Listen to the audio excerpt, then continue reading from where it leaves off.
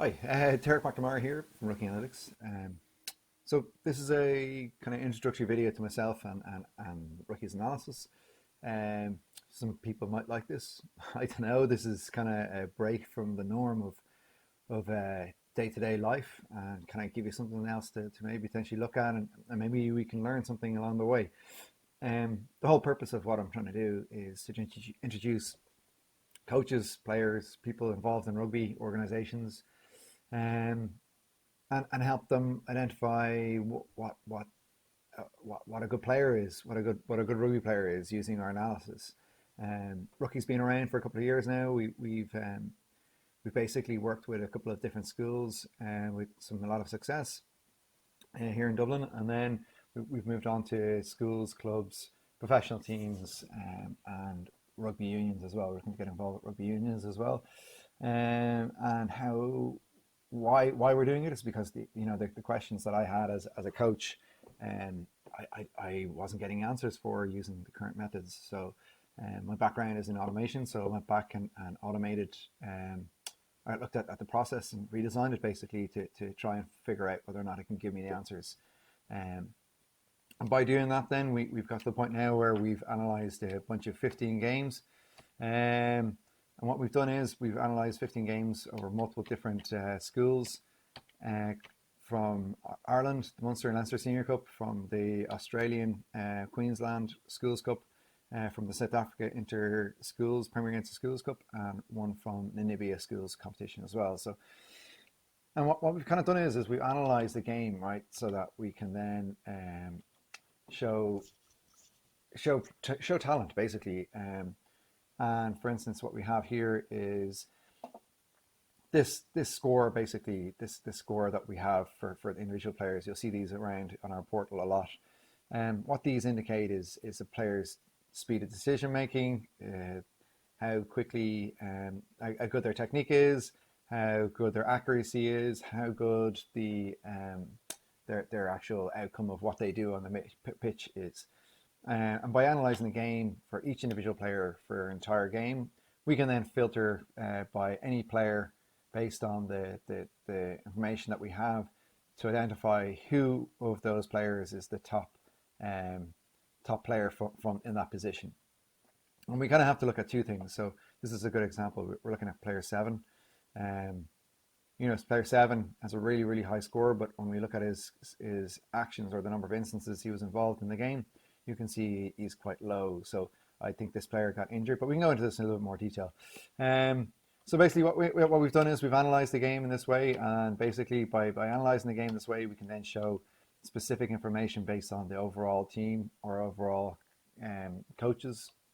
Sorry, overall coaches. No, overall the data that's coming out from a vast number of games. We can then show you information related to the game, how long the game was on for, like 26 minutes. And that's really useful for strength and conditioning coaches, for you guys to be able to give time to your strength and conditioning coaches and expect a certain amount of output from them. Other interesting things is like 15,800 actions per the 15 games. So that means there's around 1,000 actions per game. So you can build that into your training techniques and your strength and conditioning to try and make sure that they get their fitness. And like the other things, this is only a snapshot of the information, but for instance, an average carry is around 6.4 meters. So your strength and conditioning coaches doing these large training drills of running long distances, it's just not necessary. And the analysis will show that this isn't just over schools competitions. Teams will go out of their way to create game plans to reduce the time that they have in a game at the end of the season, or if they're middle way or halfway through the season, like in the autumn internationals, Ireland would have increased the number of actions in the game by getting to the game line quicker and trying to tire out the Southern Hemisphere teams in that way. So there's a lot here. Like, this is going to be kind of a long vlog. I think I'm not quite sure. If you have any questions or queries, I'm hoping what comes out of this is that we start to build communications with coaches and players during this time, and that I want to learn as well. So I want to during this time, if the gradings that we give the individual players are not accurate, then we're willing to learn and willing to work with players and coaches. But as it stands, we have spent the last 4 years 4 years working with players and coaches to get our grading system to the point where we're very confident of what we do and the analysis that we provide the team. So for the first video, so what we're going to do is we're going to look at player one. So all the the tight head props. So basically, what we're going to do here is we're going to look at overall what the tight head props look like from an overall input perspective. So what we're kind of looking for is kind of like the top 2 to 3 players. So when we look at this score, there's a really high score for a prop, and 3.36 isn't far behind, neither is 3.35. But you can see here that the CBC player only had 37 actions in this game. The Clongowes game, though, which was what was it? The Clongowes versus who was it? Gerrards, I think it was, game. So you can see that this player had 132 instances in the game, which is much higher. So you got to weigh up those instances. Can a player give me good quality, but can they also give us the quantity? And this is the fundamental difference between Ruckie, which is we provide you the quality of the players and as well as the inputs. So having that qualitative measure allows us to apply much more greater efficient analytics. So yeah, what we're going to do today is we're going to look at Billy Kingston's analysis. All the video footage that we got from this is all posted by either the unions themselves, or the Munster or Leinster schools or website posted this information, or they were either streamed on YouTube as well. So we've taken the video directly, or the analysis directly from YouTube. And what we'll do is we'll see where this goes. It'd be good to get questions and queries, and we can provide analysis or feedback on not just players but as teams to identify what strengths and weaknesses there are. But basically, this is just information related to kind of like our first team. So we picked the first team of 15 players. 8 of them came from Ireland, 6 from Australia, and 1 from South Africa. Now, we have no games from England, New Zealand, from here, or France here, and that's just because the games weren't available. I know there was a couple of games posted for England there a couple of weeks ago for the semi-final, so we may look at them in the future. But for the moment, we think we have enough information here done in 15 games. So we've also taken a seconds team, kind of like a bigger squad. And what we'll try and do is we'll do analysis and comparisons in on the Ruckie portal. So what might come with this is that we have an introductory piece that is the same. This is kind of a long-winded introductory view of what Ruckie is. So hopefully you find this interesting. And if you do find this interesting, please get in contact, or please leave a comment in the comment section below, or contact us directly. What we're hoping for is that the questions and queries that you guys have in this period will lead to the kind of next videos. So what we're going to do here is we're going to jump into the analysis. So what we've done here is kind of taking a snapshot of the kind of top players at each position. So for instance, we've Billy here, who is a loose head prop, played for Presentation against St. Munchins. It was in the semi-final of the Munster Senior Cup. And the weather was fine in this game, and they won the game 33-10. And then what we also have done is we've looked at a similar style player that Billy was like, which is Jack McGrath, and we can kind of go into that in a little more detail once we go into the actual Ruckie portal. On the right hand side, we actually have the kind of seconds player, the second who fits in second, and the type of player that they're like, and then we also have a thirds player, but in this instance for loose head prop, we don't actually have any players for this. And the kind of the important bit that's in the middle here, which is we take the top kind of 4 activities or skill sets that this loose head prop needs to be able to be good at, which is rucking, carrying, tackling, and carry after hit. So that's ball into contact. So we just want to identify what when we take just 4 skills. So that's 4 skill sets or training techniques. So which is rucking, carrying, tackling, and contact. The total number of actions that Billy was involved in was 66%.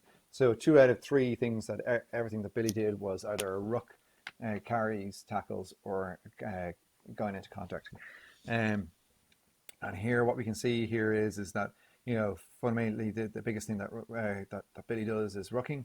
But what we'll do is we'll go into this in a little bit more detail now in the portal, and we'll introduce you to the portal. So in here is the portal. We have analysis based on the entire team. So we're going to look at Presentation College against St. Munchin's, and we can take a look at the entire team. So this line basically is identifying the players, the accuracy of the player, the body position, the quality of the player's overall performance, his decision making. Everything is taken into consideration in this line. So we can then do things like we can do a comparison then between teams. So we can look at, say, the difference between the Leinster Senior Cup team and say, let's look at Clongo or Gonzaga, for instance, or Clongo, sorry, my bad. And we can then identify, where the better players are. So, this is really good as an academy tool or a tool for identifying talent. And we can kind of look at where would the best team win, based on the overall performance of the team. So you can see here, when we average out the scores, the two teams are very, very close in quality. And when we look at the quality of work rate in the first half and the second half, you can see that Clongos are significantly better in 1, 2, 3 instances. 1, 2 really. And then St. Munchin's are better in 1, 2, 3 instances. So it would be a matter of looking into then the skill sets. So you can see here Clongos are better, significantly better at passing the ball. But and if you do, please leave a comment. They spread the ball much wider, get in contact, and they're hoping that the information that comes directly from. If Munchin's were playing against Clongos, that are watching slow the ball down, and may attack their line outs that way. But again, if you're playing against Presentation College, and you'd look so this is kind of like just a snapshot. Their tackling is quite good. Billy's we need to delve into the basically what we have here is for the purposes of what we're doing. We're just looking at Munster Senior Cup versus St. Munchin's. The weather was fine, and they won the game. Because looking at this analysis, I was thinking about trying to reduce the time of these videos in the game, and when we average out his total score, which I might try and do as a kind of synopsis of what we're doing here. And then what we do is we can do a comparison between realistically what we want to be able to show is that this player is a good reason, and just to kind of see why is he good. Do that as well. And unfortunately, we can't just do that by. And then on the right hand side, we're looking at the backup player. We need to show you exactly what makes this a good player, and what this player could improve on, and that's not right. Why he is a good player. Okay, so what we're going to look at here is, so we have 2 bits of information here. So the bottom bit is showing us where he's spending most of his time. So we can see here he spends 23% of his time carrying the ball, only 2% of his time passing. So Billy can get something out of this, rather than working on his passing at training or pre-training or post-training, he needs to work on other things. So that's his carrying, which is carrying into contact. His rucking, so rucking, he spends nearly half of all the things he does rucking. And then his tackling, 32% of what he does is tackling. So we can see his work rate, a little bit of a dip at the start of the second half. But overall, really, really top player, really good skill set. So what we're going to do is we're going to drill into Billy's information. And you can see here all the different analysis pieces that we do. But realistically, we can see that he does very few things, but he does those things really, really well. So, so he also throws the ball into the lineout, so he's a really good ball thrower, and his rucking is excellent, really, really excellent. So let's look at his defensive plays. So again, his tackling, he had 9 tackles, 3.56, which is really, really good. His counter rucking is okay, not great, and his tackle assist is something that he may need to work on. That's probably just his communication skills. But overall, top player, this is exactly what you want to see. So what we're going to do is we're going to look into 2 things today. We can look into his rucking, because that's what he spends most of his time, and his tackling. So what I'd say a lot of people will say is, he's doing way too much of one thing. He needs to be able to do more of carrying or hands, but that's not necessarily what teams are looking for. Coaches and teams probably may have ball carriers, and we'll see them through the other players that we're looking at. But for the moment, what we'll do is we'll dive into his rucking qualities and see what makes this player a good rucker. We'll start out with 5. So basically, I'm changing the start time and the end time to 5 seconds. So basically, we've got 5 seconds before each, and basically we can watch each individual instance now related to the game. Let's turn this down.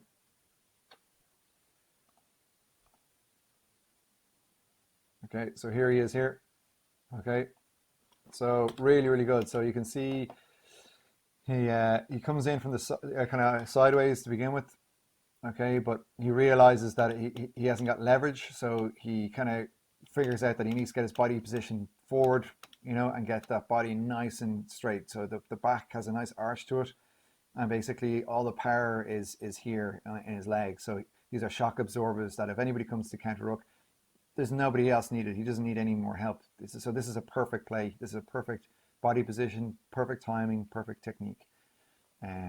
So really good play. So he gets a 5 for that. You can see he gets a 5 rated action for that. The next one you can see he gets a 4. So here he is here. Okay, so yeah, we'll see. The reason why he gets a 4 for this is he identifies. So he doesn't panic.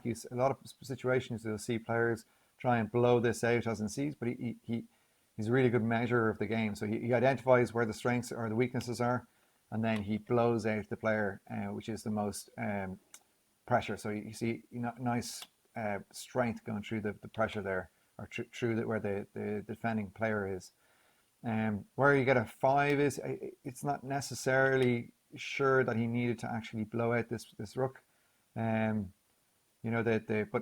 really good technique, bit of timing, but top quality ruck. So again, here we are here. So again, he takes his time, so he's a little high here, so a little high, and he hasn't got as big of a base as he did in the 5 rated action. And also what we want to do is we want to get his head up. So you can see here his head is kind of pointing downwards. What we want to try and do is get players' heads up so that they're looking up in front of them and they're more aware of where the threats come from. And we might look at 1 more 4, and we'll have a look at a 3 as well. So here he is here. Okay, so again, a 4 for his body position. The reason why he gets a 4, we probably could have given him a 3 because of the number of players that are already in the ruck, but we gave him a 4 in that instance. So we'll have a look at 1 more ruck of a 3. So here he is here. So the reason why he gets a 3 is because he goes off his feet. He falls off his feet, and he's not keeping his body in the right position the whole way through. But you can see here's another 3. So watch it. Okay, so he gets the ruck a little bit slowly, and he rolls out the player, but the player doesn't, it's a decent ruck, but had he been there a little bit quicker and been able to get his body a little bit lower, he would have been able to actually push that player off and speed the ball up. Okay, so now what we're going to do is we're going to look at his tackling. And again, what we're going to do is we're going to look at all of his instances, because the score that he got, when we average out all of these scores, he gets a really good score. So how we analyze a 3 or how we grade a 3 is usually a tackle on the game line. So you'll see he gets up, makes the first initial contact, but the player still gets back to the game line. So we give him a 3 for that. Okay, so this is a 4. So we're going to be looking at body positions. So here he is, here he is here. So the reason why we give him a 4 is because he identifies where the threat is and closes the space down. Like we're looking at where this player's kind of instincts. So you can see here, in really good body position, he has the leverage because he's lower than the attacker. The attacker's got the speed. So, but he's gets a 4 for that. If he was a little bigger, he would have got a 5 and been able to actually put him backwards. But he lost a little bit of ground. But it's still good technique, and good speed and good accuracy.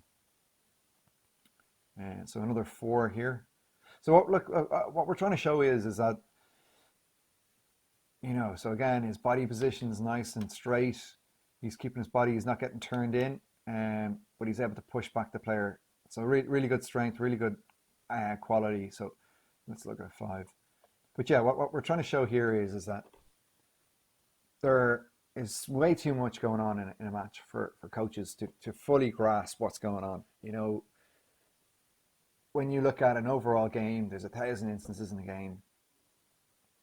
for me as a coach, I wasn't able to identify whether or not my players were doing what they're, what I was coaching them, and even if what I was coaching them was correct or not. Um, and this is a way of being able to get a better understanding of what's happening overall as the team, but also what's happening, at individual player level and skill sets, and whether or not your team is improving based on the analysis or based on the training that you're doing. So we're giving you the answers to those hunches that you had. So here he is here. So nice. Look at him checking the ball out. Okay, lovely tackle. So we're looking at here. So I want to look at that again. So this is a 5. So this is a perfect tackle. So he identifies that he's not going to get there in time. So you can see he's constantly checking himself and the player. And then the point of contact, he waits for him to land, and then he drives through the actual tackle. So that's, it's a perfect tackle from our perspective. Anyway, so look, we've looked into 2 of the skill sets that make this player. So now what we can do is we can do a comparison between Billy and a professional player. So we can look at multiple players, or we can look at, but for this instance, we've kind of already identified that Jack McGrath is the game against Australia, and Jack McGrath. Oops, I'll go back in.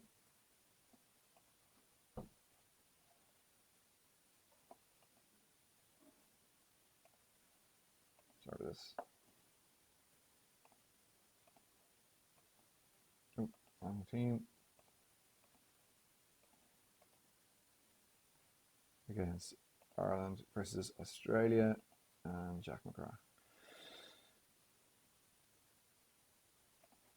So again, this is a long-wind video, but hopefully it allows you to identify what's good and bad about players. So what we're looking at here, firstly, what we look at is Jack McGrath's kind of what he does. So he spends 27% of the time carrying, which is very similar to what our player, the Prez player, does. 40% of what he does is tackling, so very, very similar. And then the actual tackling as well. So you can see the actual things that he does is nearly identical. And when we go down to the actual player's skill set, then you can see that their tackling technique is very similar. Jack McGrath's is a little bit better. Jack McGrath's lineouts are a good bit better. But where Billy's good is that his carrying and his rucking are really excellent. But you would kind of expect that from a player at this level that you'd want to see at the next level. You want to see those players that stand out, and this is exactly what this type of player does. So we can go in and look at videos from Jack McGrath, but again they're very similar. If you have any questions or queries you want me to show you, I can help you, or I can introduce you, or record a different video for that. But what we also wanted to look at is the other style of player. So we have Luke Malone from Clongowes.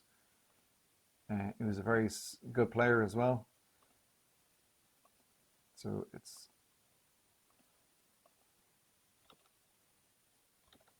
Luke Malone.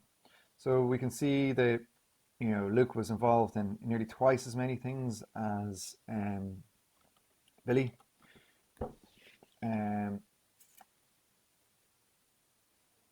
But what we want to check out is where these 2 players are kind of better than each other. So you can see like the Clongowes, but like they don't pass the ball. So hands, there's very few hands, so we don't really need to worry about the hands because they don't pass the ball much. As you can see here, they're carrying and they're rucking. These 2 players are nearly identical. Where Billy is a little bit better is his turnovers, and his tackling is where these 2 players are differ, because they're spending a lot of their time tackling. So you can see both players are spending quite a bit of time tackling, but Billy is a significantly better tackler than Luke. But again, like it's we're looking at just 1 games of analysis. Both of these players are significant, very good players because they carry and they ruck. And the kind of difference between the 2 of them, though, is that we look at the carrying from Luke. Luke carries the ball significantly more. So you can see here that Luke carries the ball 24 times. So, he's a different style player. He'd be more like Dave Kilcoyne. So we can then look at Dave Kilcoyne, for instance, uh, against Italy.